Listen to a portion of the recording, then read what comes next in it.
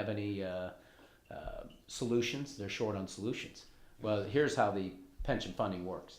The state legislature, they pass everything regarding to the pension funds. Correct. You know, what you can invest in, what the beneficiaries get. That's all an unfunded mandate. Sure. You know, as far as that goes. City council, which is the alderman and the mayor, they decide the funding to the funds, to the pension funds. So the pension boards, those are the ones that they do the calculations on based on the information provided by the city. They apply the state statutes to run the calculations, and that's how it's operated. So as far as the treasurer's role, you know, I serve. The mayor had appointed me to the fire pension. The treasurer's role is basically just with regards to the investments. You know, I don't with moving the funds. That's all I do is move the funds. The board, they determine what investments to make. And how we do it, we have a consultant, Marquette Associates. Same with the police. They have Marquette Associates as our consultant. And then they run the performers on, you know, the different asset classes and how the fund should be invested in the different asset classes. And so the board basically, you know, makes that determination. We're gonna have X percent over here, or, you know, based on the recommendations given by the consultant, and then that's how it's given. But it's a directive by the boards as far as that goes. But it gets muddled and all that. But what I would do as a solution is have a pension fund summit, and that's where you bring all the representatives that impact the funds. So you'd have these legislative individuals. You know, you'd have your senator, local senators, the representatives. You'd have the police and fire unions. You'd have the trustees of the boards, and then you'd have, of course, the city council there.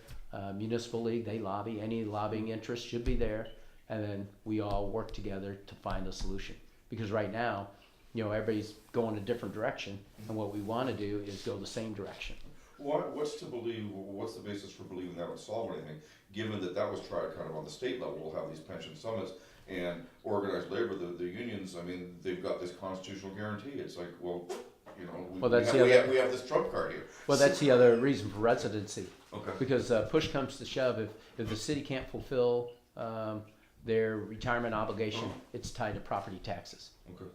And that's how it used to be, unless they changed it. Okay. And then now, I would have to check, excuse me, but I think they may have changed the statute just this last year or so, where now they're making it where it's possible to withhold, I think it was income tax or sales tax, one or the other.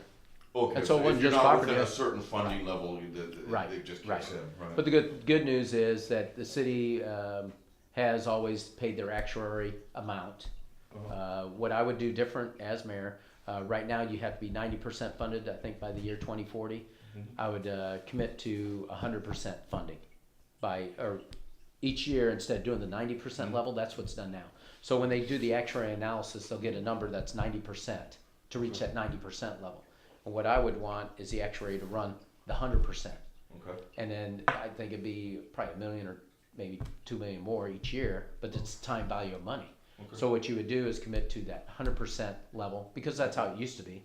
You know, when the actuary ran a number, it was always at 100%, and now it's 90% because that's what the requirement at the state is. Okay. And so what we should do as a council is commit to that, trying to make ends meet at that 100% level, and just do it gradually. Okay. And that's what I would do as mayor, is commit to doing it. They call it GASB, you know, the GASB formula for government accounting standards. Okay. And that's what I would do. Is the city has the option of putting in 90% or 100%. I'd put in 100%. Is what my goal is. Are you saying Joe McMiniman has a point when he makes a big deal about the pensions? Well, it's something you have to be aware of. I mean, you don't want to ignore it. Sure. I mean, look at the state.